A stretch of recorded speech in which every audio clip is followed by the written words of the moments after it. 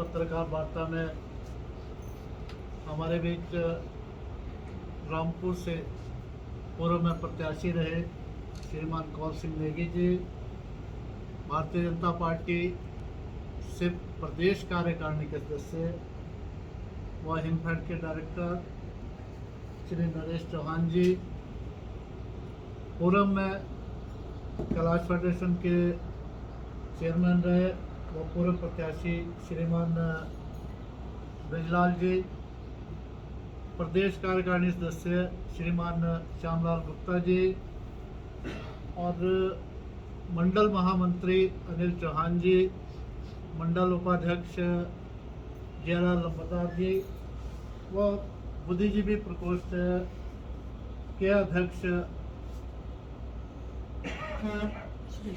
सुरेश शर्मा जी और सभी पत्रकार बंधुओं का आज इस पत्रकार वार्ता में मैं हार्दिक अभिनंदन करता हूं, स्वागत करता हूं। आज की ये पत्रकार वार्ता जो हमने रामपुर मंडल की ओर से रखी गई है, केंद्र सरकार के 9 स्वर्णिम वर्ष माननीय श्रीमान नरेंद्र मोदी जी, उनकी अगुवाई में केंद्र सरकार में भारतीय जनता पार्टी की सरकार जो नए नए आयाम स्थापित कर रही है और 9 वर्षों में क्या क्या उपलब्धियां और क्या क्या 9 वर्षों में जो सरकार की एक कामयाब सरकार जो केंद्र में रही है, उस सरकार का जो हमारा ये कार्यक्रम पार्टी का चल रहा है 30 मई से 30 जून तक जनसंपर्क अभियान, उसी के तहत हमारे अभियान भी चले हैं, कार्यक्रम भी चले हैं और आज पत्रकार जो वार्ता हमने रखी है इसमें आपको जानकारी आगे की जो देंगे श्रीमान कौल सिंह नेगी जी।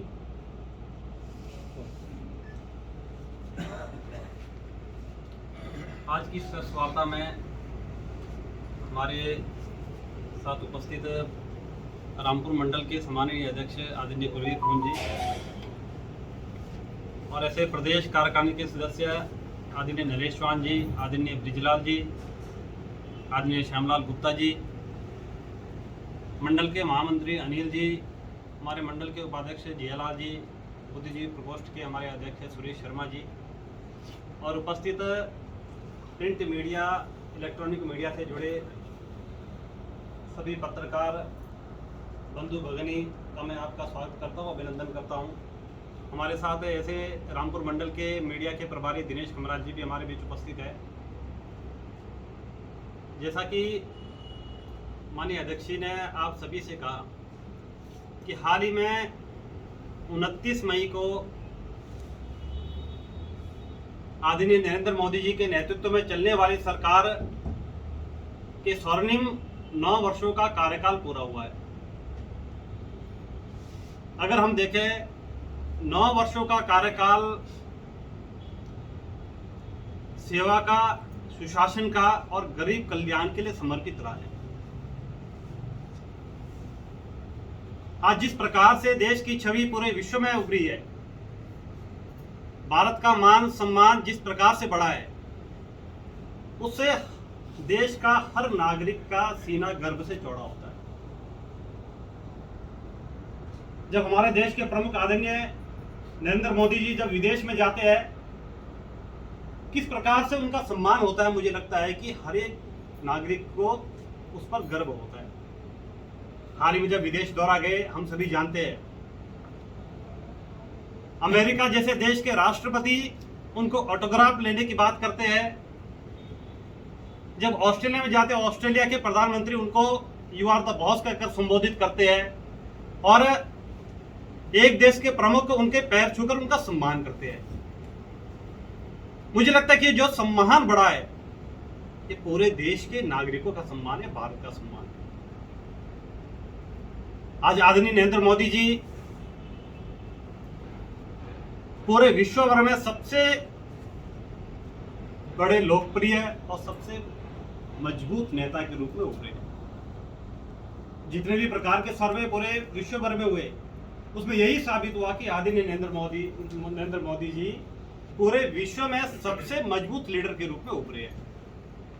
आज पूरे विश्व की नजर बात पर है, बड़ी उम्मीद की नजरों से बात के ऊपर देख रहा है। उन्हें लगता है कि आने वाले समय में पूरी दुनिया का नेतृत्व अगर कर सकता है तो भारत कर सकता है, क्योंकि भारत के पास एक मजबूत नेतृत्व है।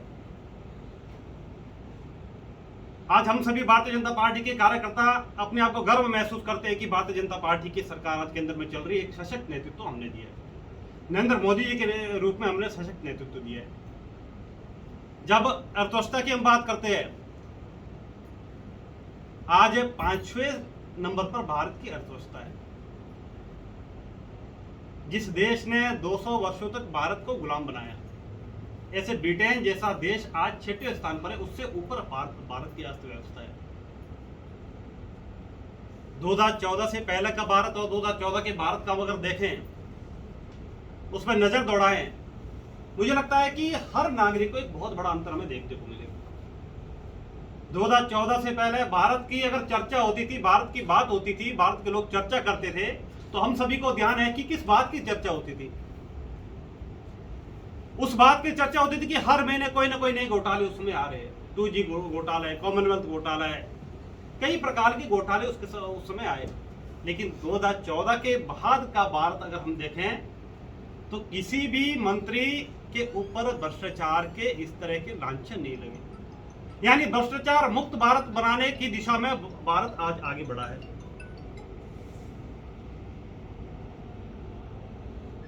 आज जब सुरक्षा की हम बात करते हैं कि जब से नरेंद्र मोदी जी की सरकार आई तो राष्ट्रीय सुरक्षा को सर्वोपरि हमने रखा है। उसका उदाहरण हम सभी ने देखा, किस प्रकार से सर्जिकल स्ट्राइक और एयर स्ट्राइक हुई। यानी देश की सुरक्षा सर्वोपरि है, उसके लिए हम कुछ भी करने के लिए तैयार है। ये इस देश के सशक्त नेतृत्व ने करके दिखाया है। हम सभी जानते हैं कि एक महामारी पूरे विश्व में जिस प्रकार से बढ़ी और पूरे विश्व को ये लग रहा था कि भारत इतनी आबादी का देश है और वहां पर कितना नुकसान होता, उससे आंकलन हम करेंगे कि पूरे विश्व में कितना नुकसान होगा।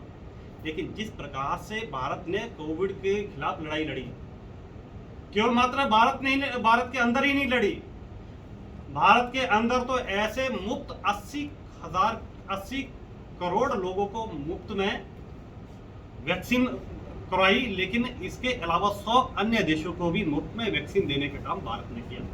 यानी जो विचार हमारा भारत का विश्व बंधुत्व का विचार है, पूरा विश्व अपना परिवार है। पूरे विश्व में जब इस प्रकार की आपदा आती है, इस प्रकार की समस्या आती है, तो पूरे विश्व में हमने मदद करनी है। ये भारत ने उसमें साबित करके दिखाया। उस घड़ी से भी हम उस समस्या से भी हम उभर कर निकले। आज जब विकास की हम दृष्टि हम देखें, भारत का सम्मान तो बढ़ा ही है, लेकिन सम्मान के साथ साथ भारत की प्रगति में भी हम आगे बढ़े हैं। विकास की दृष्टि से हर क्षेत्र में आज भारत आगे बढ़ते हुए हमें देखने को मिल रहा है। जिस प्रकार से मैंने कहा कि पिछला 9 वर्ष गरीब कल्याण के लिए समर्पित रहा है। यानी सरकार ने इस प्रकार की योजनाएं लाई, इस योजनाओं के माध्यम से ऐसे गरीब लोगों तक उसका डायरेक्ट बेनिफिट मिले। हम सभी को ध्यान है कि एक समय ऐसा भी था जब दिल्ली में बैठे लोग कहते थे कि हम दिल्ली से 1 रुपया जब हम बेचते हैं तो 15 पैसे ही गांव के गरीब व्यक्ति तक पहुंचता है। लेकिन जब से केंद्र में नरेंद्र मोदी जी की सरकार आई, उन्होंने यह करके दिखाया कि अगर हम 100 रुपये हम दिल्ली से भेजे तो 100 रुपये उन गरीब के खातों में आए। ऐसे जनधन जैसी योजना लाई और जनधन योजना के माध्यम से ऐसे 48 करोड़ बैंक में खाते खुले और आज ऐसे डायरेक्ट उन तक वो लाभ पहुंचाने का काम भारत सरकार कर रही है। आज किसानों को किसान निधि के रूप में ऐसे 6,000 उनके अकाउंट में आ रहे हैं। ऐसे जो लाभार्थी है, ऐसे उनको उनके अकाउंट में जितने पैसे वो दिल्ली से भेजे जाते हैं, उनके अकाउंट में तुरंत उतने पैसे आज आ रहे हैं। तो मुझे लगता है कि ये केंद्र सरकार की योजनाओं के कारण हुआ है। आज जल शक्ति विभाग के द्वारा ऐसे जल जीवन मिशन देश में चलाया। ऐसे जल जीवन मिशन के तहत अगर हम देखें तो 12 करोड़ घरों तक नल से जल पहुंचाने का काम केंद्र की सरकार ने किया है। अगर हिमाचल की हम बात करें तो पिछले 75 वर्षों में हिमाचल में 7 लाख घरों तक नल से जल पहुंचता था। लेकिन इससे पहले जो हमारी सरकार थी 3 सालों में हमने 8.5 लाख घरों तक नल से जल पहुंचाने का काम किया है। यानी आज हर घर तक स्वच्छ जल पहुंचे, जल जीवन मिशन के तहत हमने साकार करने का काम किया है। किसानों को किसान निधि, मैंने कहा कि 6,000 की किसान निधि आज उनके अकाउंट में आ रही है। आज प्रधानमंत्री आवास योजना के तहत पूरे देश में 3.5 करोड़ से ज्यादा परिवारों को पक्का घर बनाने का काम इस सरकार ने किया है।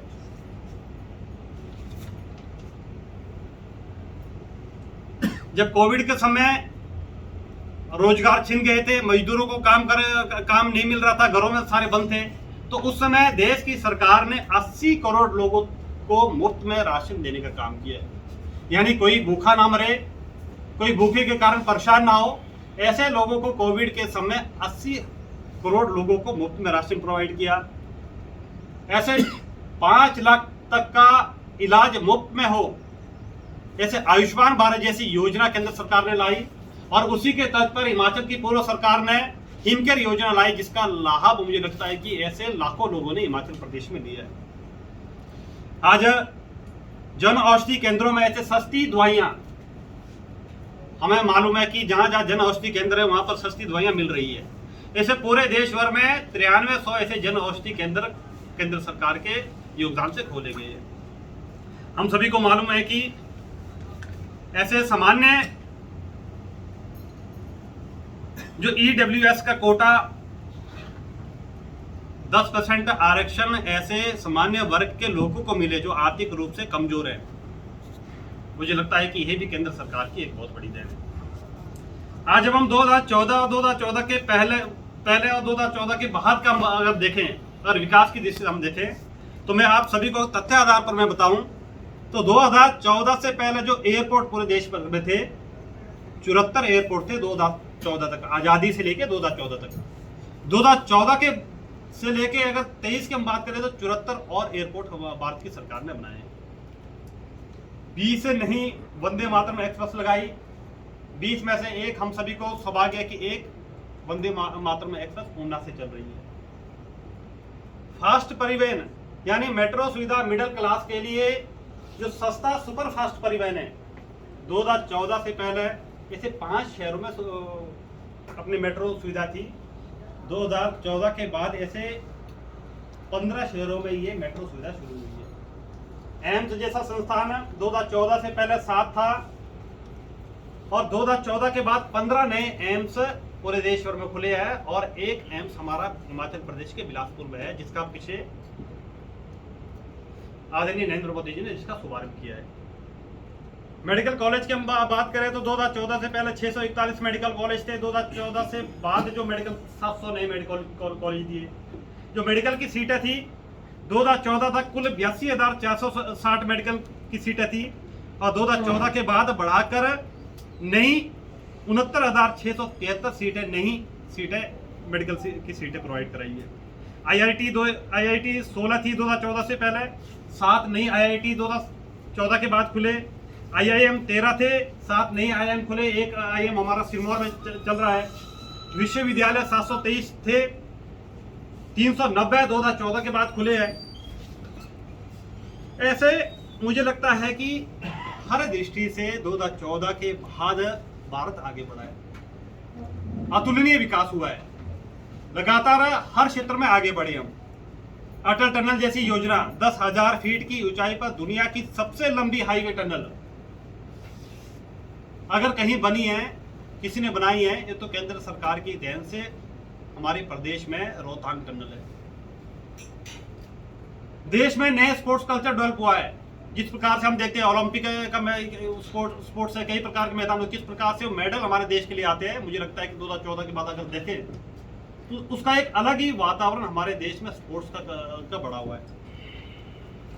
शिक्षा की हम बात करें, हम जानते हैं कि लॉर्ड मैकाले की शिक्षा पद्धति लगातार कई वर्षों से चल रही थी, और इस देश की मांग थी कि भारत की शिक्षा भारतीय आधार पर हो। तो इस मांग को पूरा करने का काम भी इस सरकार ने किया है, नेशनल एजुकेशन पॉलिसी लाकर। यानी भारत की शिक्षा भारत आधारित हो, जहां पर भारत की संस्कृति की झलक हो, भारत की विरासत की झलक हो। इस प्रकार की शिक्षा पद्धति लाने का काम इस देश की सरकार ने किया है। और आज अगर हम देखें शिक्षा पर जो बजट सरकार का आता है 2014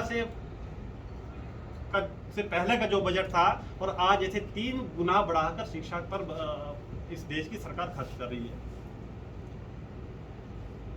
ऐसे पीएम जैसे जो प्रधानमंत्री ग्राम सड़क योजना है, अगर हिमाचल की हम बात करें, लगभग हिमाचल में 49,000 लेंथ रोड की हिमाचल प्रदेश में है। और उसमें अगर प्रधानमंत्री ग्राम सड़क योजना का अगर योगदान हम देखें तो लगभग 20,000 लेंथ की जो सड़क है वो पीएमजीएसवाई के योगदान से बनी है। अभी जब प्रधानमंत्री आदरणीय नरेंद्र मोदी जी ने जब चंबा आए थे, चंबा से फेज 3 का शुभारंभ किया, और आज अगर हिमाचल प्रदेश में अगर देखें फेज 3 में लगभग 3,000 करोड़ पैसा फेज 3 के लिए आया है। और रामपुर की हम बात करें तो रामपुर के लिए भी ऐसे 11 सड़कें का अप्रूवल दिसंबर में केंद्र सरकार से अप्रूवल मिला था, और उसके बाद दिसंबर के बाद डीपीआर बनाकर केंद्र सरकार को भेजनी थी।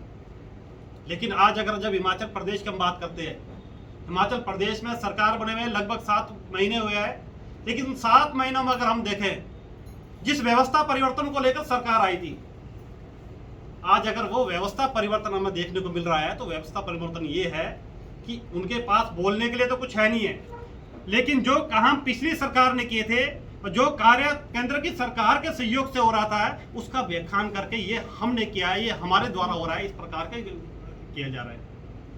जो हमारी रामपुर की सड़क है, गुज्जर टिक्कर खमाड़ी सड़क है, अपना सुंगरी ब्रांदी सड़क है, ये सड़क है दिसंबर में केंद्र सरकार ने पीएमजीएसवाई फेज 3 में अप्रूवल उसकी मिली थी, उसकी डीपीआर बनाकर डिपार्टमेंट ने भेजी थी।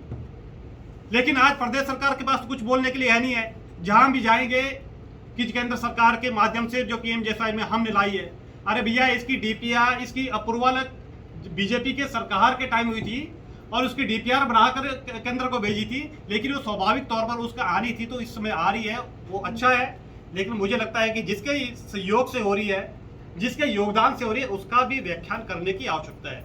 आज जनता समझ चुकी है। आज जो प्रदेश में व्यवस्था परिवर्तन की हम बात देखते हैं, मैं पूरे प्रदेश की बात नहीं करूंगा, रामपुर की बात करूंगा, तो आज रामपुर में क्या व्यवस्था परिवर्तन हुआ है? परिवर्तन हुई है व्यवस्था। हमारी सरकार ने 2 नायब उप तहसीलें दी थी, दोनों उप तहसीलों में नायब तहसीलदार थे, सभी विभाग के कर्मचारी थे। जैसे ही सरकार आई, दोनों उप तहसीलों को डिनोटिफाइड किया। वहां पर जो नायब तहसीलदार थे यहां से अन्य जगह भेजे गए।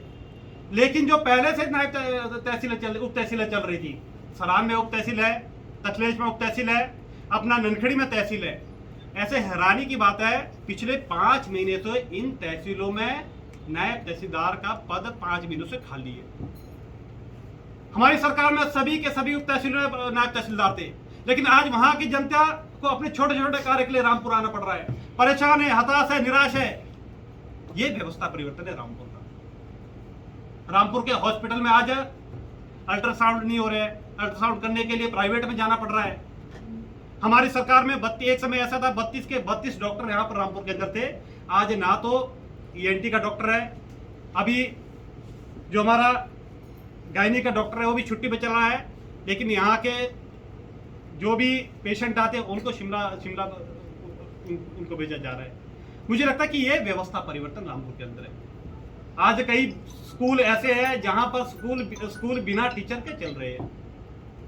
हमारा नारायण का स्कूल है, वहां पर 3 टीचर वहां से चले गए, अभी नए टीचर वहां पर नहीं आए। मुझे लगता है कि ये व्यवस्था परिवर्तन हमें देखने को मिल रहा है, जिनसे पूरी जनता आज हताश है, निराश है। ये सरकार जब प्रदेश में आई थी तो 10 गारंटी का वादा लेकर आई थी। आज पूछ रही है जनता कि वो 10 गारंटियां कहाँ हैं? युवाओं से इन्होंने वादा किया था कि 1 लाख प्रति वर्ष युवाओं को नौकरी देंगे। आज हैरानी है, नौकरी देने की तो बात है, जो पिछली सरकार में भर्तियां हुई थी उसके रिजल्ट भी अभी तक नहीं निकले हैं। हमीरपुर चयन आयोग भंग कर दिया, ठीक है, आपने भंग किया, उसमें कुछ खामियां थी, उस खामियों को दूर करनी आपकी जिम्मेदारी है। जिसमें जो दोषी है उनको सजा मिलनी चाहिए, लेकिन युवाओं का क्या दोष है? पिछले 7 महीनों से उनका रिजल्ट नहीं आ रहा है। जब युवा मांग करते हैं, सरकार में बैठे हुए लोगों से मांग करते हैं कि हमारा रिजल्ट निकाला जाए, लेकिन उनसे किस प्रकार की टिप्पणियां करते हैं हम सभी लोग जानते हैं। मुझे लगता है कि इससे हास्यास्पद बात कोई नहीं हो सकती है। आज युवा वेट कर रहा है कि हमें नौकरी कब मिलेगी। आज जो दुग्ध उत्पादक है वो इंतजार कर रहा है कि 80 रुपए किलो दूध हमारे से सरकार कब खरीदेगी। आज गांव का किसान वेट कर रहा है, इंतजार कर रहा है कि 2 किलो का गोबर हमारे से कब खरीदा जाएगा। आज इंतजार कर रहे हैं लोग, आज हताश है। और महिलाओं को मुझे लगता है कि जिस क्षेत्र के कांग्रेस के नेता थे उन्होंने अपनी भाषा में अपने तरीके से इस तरह से व्याख्यान किया था कि जैसे ही हमारी सरकार आएगी, पहली कैबिनेट बैठेगी कि 10 की 10 गारंटी को हम पूरी करेंगे और पहली ही कैबिनेट में हम 1500 हर महिलाओं को देंगे।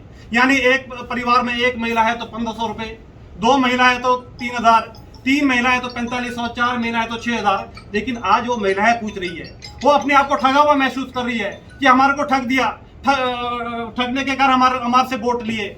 आज मुझे लगता है कि ये सरकार झूठ बोलकर आई है और आज जनता निराश है। आज पूछ रही है कि 1500 रुपए हमें कब मिलने वाले हैं। मुझे लगता है कि इस प्रकार से आज जो व्यवस्था परिवर्तन की बात करिए, व्यवस्था परिवर्तन का असर आज जनता को देखने को मिल रहा है। आज रामपुर में अगर देखें, पिछले 2 महीनों से जो गैस सिलेंडर है किस प्रकार से समस्या झेल रहे हैं हमारे ग्रामीण लोग। एक महीने तक गांव के लोगों को गैस का इंतजार करना पड़ रहा है। मुझे लगता है कि ये व्यवस्था परिवर्तन है कि जनता परेशान रहे, जनता हताश रहे, जनता निराश रहे। मुझे लगता है कि ये प्रदेश सरकार का व्यवस्था परिवर्तन है।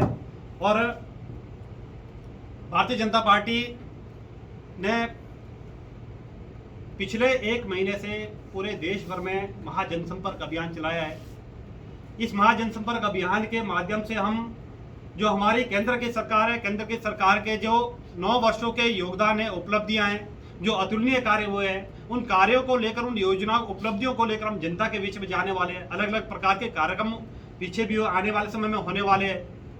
यानी 20 से लेकर 30 तक हम आम जनता के बीच में हम जाने वाले हैं कि सरकार की उपलब्धियां, जो केंद्र सरकार की उपलब्धियां हैं, पिछले सरकार की जो हमारी केंद्र प्रदेश सरकार की उपलब्धियां हैं, उस उपलब्धियों के लेकर हम जनता के बीच में जाने वाले हैं। और जो वर्तमान की जो 7 महीनों की सरकार है, वो 7 महीनों की सरकार की जो नाकामी है, उस नाकामियों को भी हम जनता के बीच में उठाएंगे और मजबूती से उठाएंगे, ताकि उनकी जो नाकामी है, जो झूठ बोलकर सरकार सत्ता में आई है, उनकी असलियत आज जनता के बीच में जाए।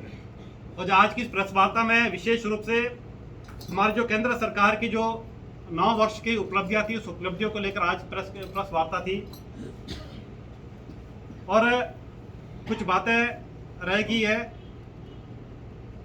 जब हम रोड कनेक्टिविटी की बात करते हैं, आदरणीय नरेंद्र मोदी जी के नेतृत्व में और नितिन गडकरी जी के दिशा निर्देश के अनुसार अगर देखें हम, 2014 से पहले 12 किलोमीटर पर डे के हिसाब से रोड बनते थे, हाईवे। 2014 के बाद अगर हम देखें तो 40 किलोमीटर पर डे के हिसाब से रोड बन रहे हैं। 4 लेन की अगर बात करें, हमारे किरतपुर मनाली रोड किस प्रकार का सुंदर वहां देखने को मिलता है। ऐसे पूरे देश भर में कनेक्टिविटी को बड़ी तेजी से बढ़ाने का काम इस सरकार के समय में हुआ। मुझे लगता है कि ऐसे अगर उपलब्धियां गिनाए तो उपलब्धियां गिनाने में समय का मुझे लगता है कि पूरा दिन लग सकता है, लेकिन ऐसे प्रमुख उपलब्धियां मैंने आप सभी के समक्ष कही। और ऐसे इन उपलब्धियों के आधार पर 1 दशक हम केंद्र की सरकार को हम हमारे चल चुका है, लेकिन आने वाले दशक के लिए मुझे लगता है कि 2024 में जब चुनाव होंगे और फिर से देश की जनता नरेंद्र मोदी जी को पुनः प्रधानमंत्री बनाएगी, क्योंकि आज हर नागरिक कह रहा है कि आज हम सुरक्षित महसूस कर रहे हैं। तो उसका बहुत बड़ा कारण है कि हमारे देश में एक सशक्त नेतृत्व है नरेंद्र मोदी जी फिर से प्रधानमंत्री बनेंगे। उसको लेकर प्रत्येक नागरिक के बीच हम जाएंगे, उनकी योजनाओं, उनकी उपलब्धियों को हम बताएंगे, ताकि आने वाले समय में 2024 में जब चुनाव हो और हिमाचल प्रदेश में भी चारों की चारों सीटें भारतीय जनता पार्टी जीतेगी और फिर से एक बार बहुमत से केंद्र में नरेंद्र मोदी जी सरकार बनाएंगे। और इतनी ही बात आज की प्रेस वार्ता में आप सभी के समक्ष कह रही थी। अगर आप सभी के कुछ प्रश्न है, कुछ बात करनी है तो आप कर सकते हैं।